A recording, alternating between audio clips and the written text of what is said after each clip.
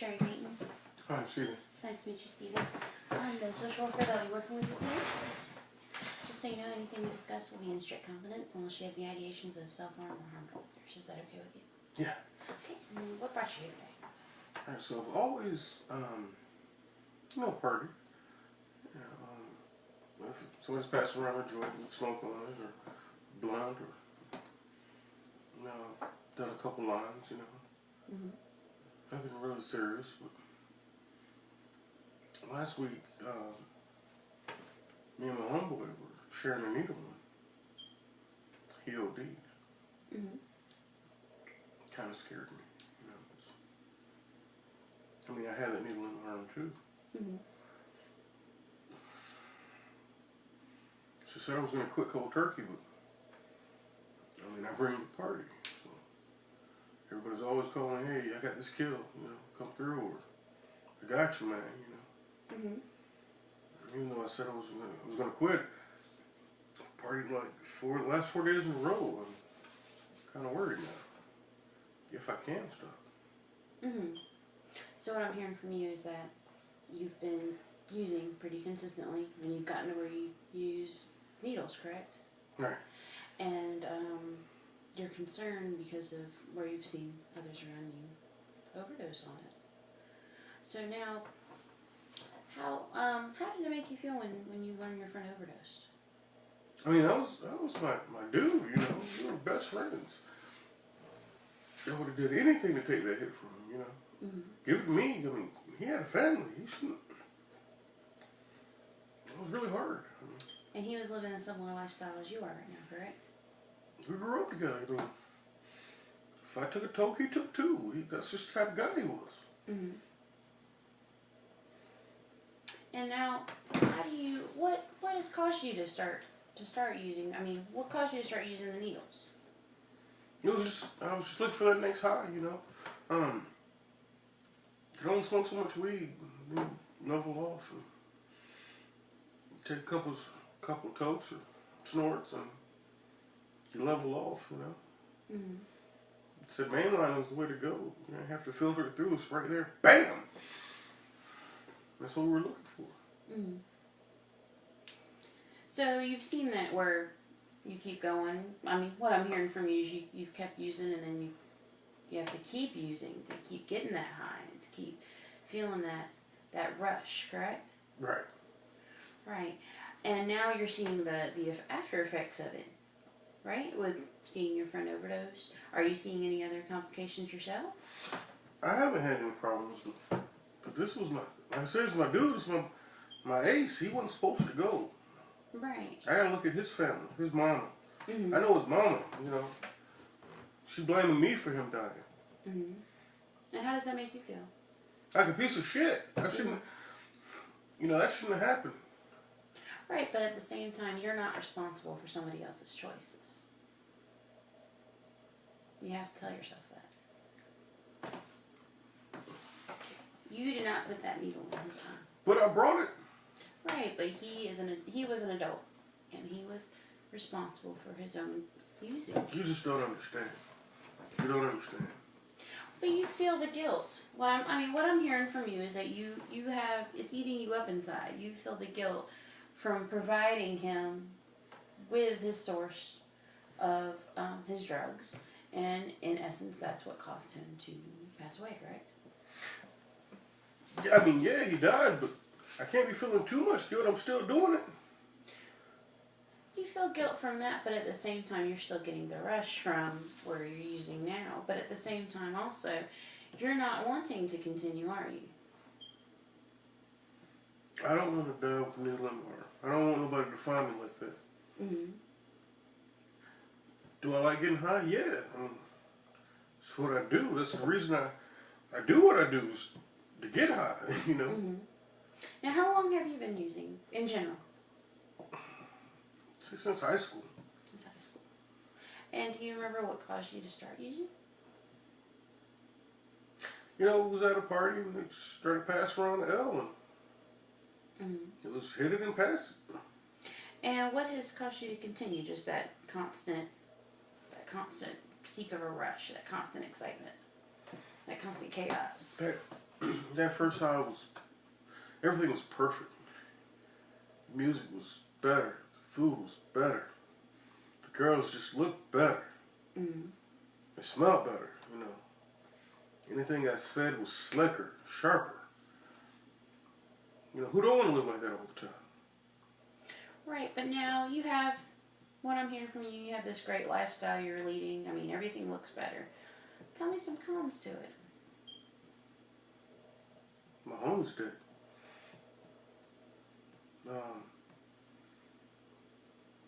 If I'm not high, I feel like a herb. You have no idea how much money I spend. Give me a ballpark. I can't even imagine. Easily $200 a day. Wow, that's a lot of money. But I mean, I'm robbing people, so it ain't like I'm working or nothing. Okay, so you're gaining your funds for your drugs, and it's causing you to do that. You're going out and committing crimes, correct? I mean, every time if I have to, you know, I try not to have to. Mm-hmm. You're just trying to feed your habit. All right. Okay, you can say that. You know, Mom will help me out every now and again. She'll ask for $20, $30. She'll take care of me. But that's not certain. That's not going to feed your $200 a day habit. No, so if I have to hit somebody in the head, yeah, I do it. But I mean, it's not like I'm doing it every day. Okay. Do you have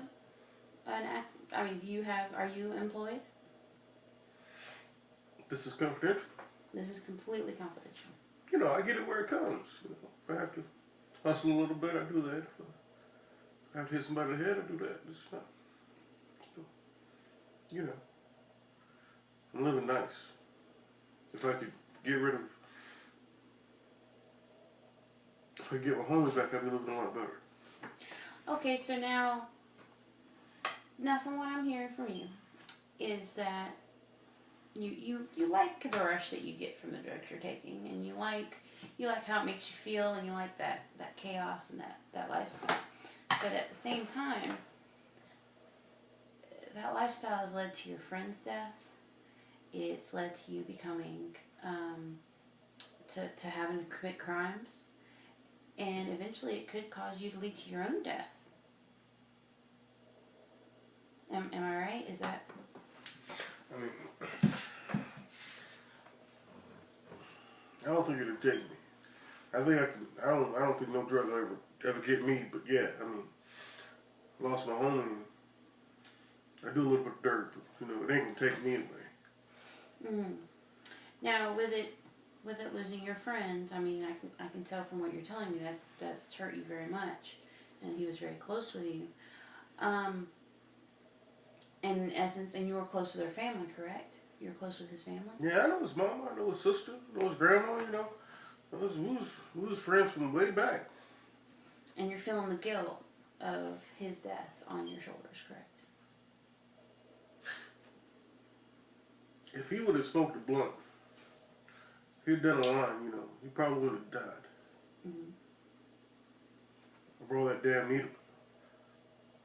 But again, that's something you have to realize, that you were not the one that put that needle in his arm. If I hadn't have brought it, he wouldn't have had it. But he made that choice, not you. Yeah, so you just don't get it. You just can't. You don't understand. Well, then you tell me. You explain to me what I'm not understanding. I mean, all I know was if I hadn't brought that needle that night, he'd still be here. You said, oh, he had a choice. He was a grown man. If I didn't bring that needle, he wouldn't be dead. Now, here's my question to you. Who's to say he wouldn't have gone out to another person who had that needle and would have got it himself? Nah, I know that dude. I knew this guy. He was my homie. He would have only got it from you. But how do you know?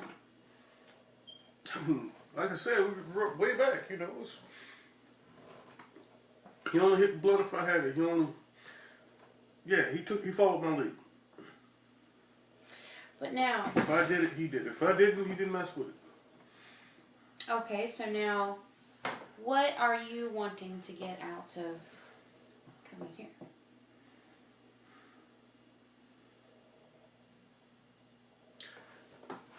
I'm just all messed up. I'm all messed up. You know, I can't look at this guy's daughter. You know, it kills me inside. I can't look at his mama in the face. I can't.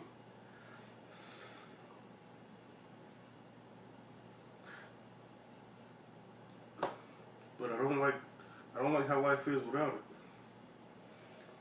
So now, do you feel that maybe with some help, you would be able to taper back and eventually come off of these things and develop better coping skills to handle when you're under stress and anxiety? Can you help me just get back to weed?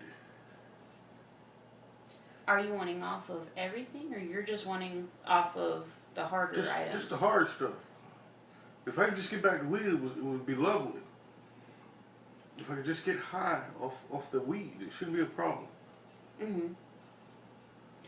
Well, we can see if through, we can see about going back through, and what we do here is we do try to work with you to come off of substances. But you have to be the one to admit yourself that you have a problem, or that you want to do this. Because the first step in coming off of anything is you have to be the one to want to do it. Is that something you think you'd want to do? I want to give up everything but weed. Oh, it's a start. It is a definite start. Do you think over time you might not want to give it? You could develop skills, or could develop other hobbies in which they make you feel just as good as you are with taking the drugs now.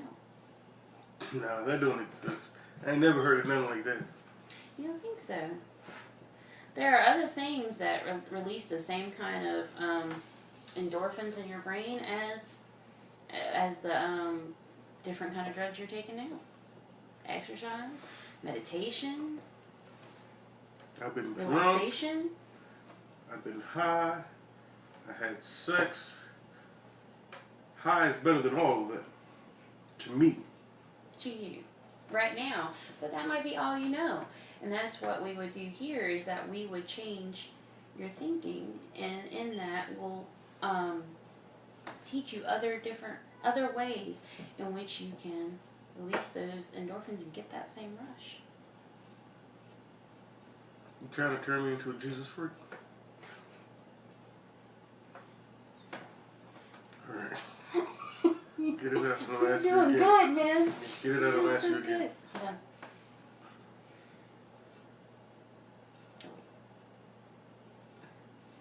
You trying to turn me into a Jesus freak?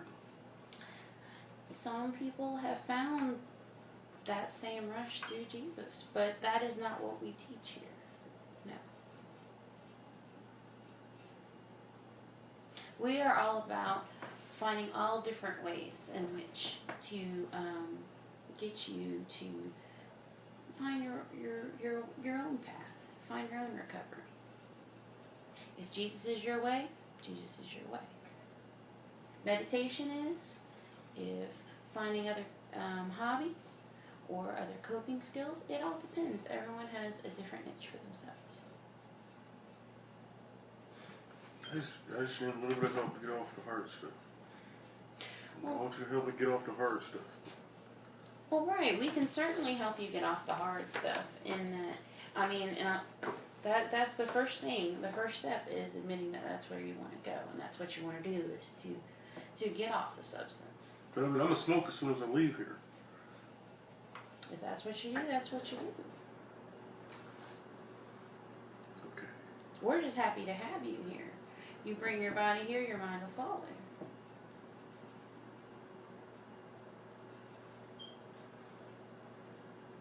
Okay. Alright, well, we will meet again next week, and we will set up your meeting plans. We'll do your person-centered plan and set your own goals and see where we go from here. It's been really nice meeting you, Stephen. Thank you. Look forward to meeting you next week. did okay that time. Let's see. Is it